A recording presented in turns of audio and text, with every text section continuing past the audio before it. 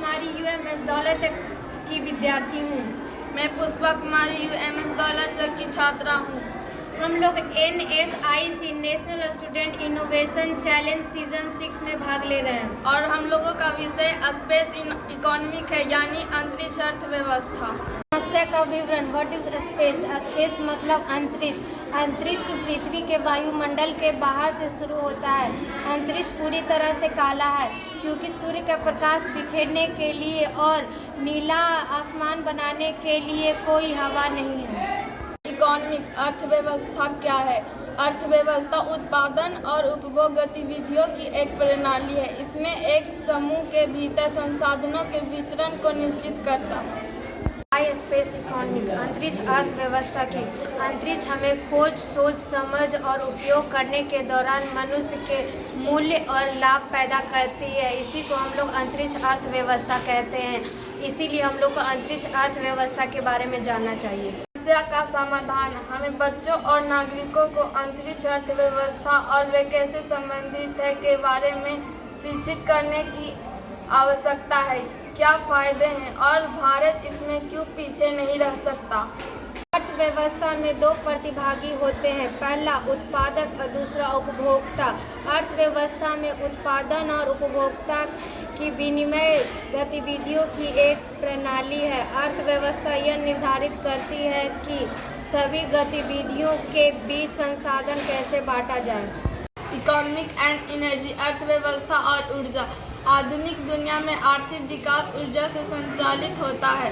इसलिए हम लोगों को समझना है कि मानव जाति अर्थव्यवस्था से कितना ऊर्जा उत्पादन कर सकता है और ऊर्जा उत्पादन करने का क्षमता से हम लोग सभ्यता की दर्जा को माप सकते हैं। मानव जाति के लिए ऊर्जा का प्रमुख स्रोतों में से एक कोयला है। जमीन के अंदर लकड़ी काफी वर्ष से दफन होने पर दाब और ताप के कारण कोयला बनता है और लकड़ी में ऊर्जा सूर्य के द्वारा क्लोरोफिल से आता है। थर्मल पावर प्लांट में पानी को कोयले पे गर्म करते हैं और गर्म करने से जो जलवाष्प उत्पन्न होता है, जलवाष्प टरबाइन को घुमाता है और टरबाइन घूमता है तो जनरेटर भी घूमता है। जनरेटर घूमता है तो फिर विद्युत उत्पन्न होता है। इसी को हम लोग थर्मल पावर प्लांट कहते हैं, यानी ताप विद्युत कारखाना। मनुष्य जाति के लिए ऊर्जा का प्रमुख दूसरा स्रोत पानी है। जल विद्युत कारखाना। समुद्र, सागर, महासागर का पानी जब सूर्य की गर्मी या सूर्य का प्रकाश जब उस पर पड़ता है तो वह भाप बनकर ऊपर बादल में परिवर्तित हो जाता है। जब वह बादल ठंडा या फिर भारी होने लगता है तो वह पानी की छोटी छोटी बूंदों के रूप में वह बरसने लगता है। फिर वह किसी ऊंचे पर्वत चोटी या फिर पहाड़ के द्वारा वह नदियों से होकर वह नदी बनता है। फिर जब वह नदी बनता है तो फिर मनुष्य जाति मिलकर उसे डैम बना लेते हैं। फिर वह जब डैम का पानी है जो टरबाइन पर डालते हैं तो फिर वह टरबाइन घूमता है। जब टरबाइन घूमता है तो फिर जनरेटर भी घूमने लगता है। फिर वह जब जनरेटर घूमता है तो फिर बिजली उत्पन्न होती है। अब तक हम लोग को कोयले और पानी के बारे में जाना है। कोयला और पानी दोनों के मुख्य स्रोत सूर्य हैं। टाइप 1 सभ्यता को आमतौर पर एक ऐसी सभ्यता के रूप में परिभाषित किया जाता है जो अपने मूल तारे मतलब सूर्य, मूल तारे से अपने ग्रह मतलब हमारा पृथ्वी तक पहुंचने वाली सभी ऊर्जा का उपयोग कर सकती है। अभी तक मनुष्य जाति टाइप 1 सिविलाइजेशन में है। इसके बाद हम लोग टाइप 2 सिविलाइजेशन बनने का शुरुआत करेंगे। टाइप 2 सिविलाइजेशन बनने के लिए आरंभ में हम लोग एस्टेरॉयड बेल्ट और सौरमंडल के अन्य ग्रहों का संसाधन के लिए खनन करेंगे, जिसमें धरती में मौजूद धातु भंडार से कहीं गुना ज्यादा है।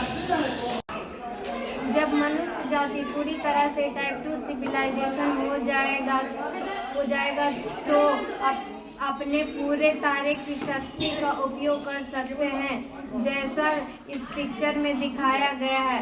टाइप 2 सिविलाइजेशन हो जाने से पूरे तारे को नियंत्रण कर सकता है।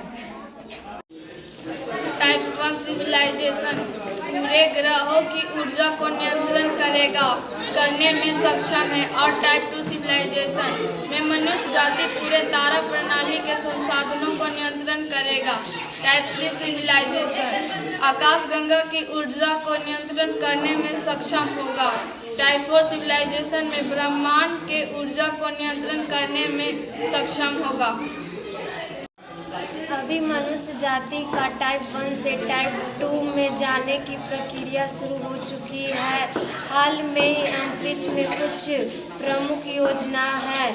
स्पेसएक्स जो एक निजी कंपनी है जो चांद पे जाने की घोषणा की है।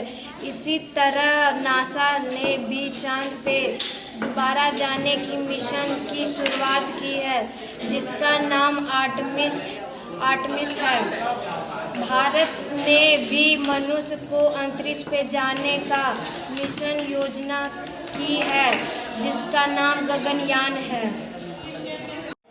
साइंस एक्सप्लोरेशन और साइंस इकोनॉमी एक बड़ा विषय है और इस पर हमारे विद्यालय की 2 छात्राओं ने, इधर मेरी बाईं तरफ अन्नू है और इधर मेरी दाहिनी तरफ पुष्पा है, दोनों छात्राओं ने इस पर एक तैयारी की है। इन लोगों ने एक संक्षिप्त वीडियो भी बनाया है और ये दोनों साइंस एडवोकेट के रूप में ये अब आज के दिन ये तैयार हो चुकी है साइंस एडवोकेट के लिए। इस विषय पर जो एक बहुत ही महत्वपूर्ण है और गंभीर विषय है, इस पर हम लोग आगे विद्यालय स्तर पर हम लोग इसको और आगे इसको विस्तृत करने की कोशिश करेंगे इस विषय को, और समाज में भी इसको फैलाने की कोशिश करेंगे हम इन दोनों बच्चों की सहायता से।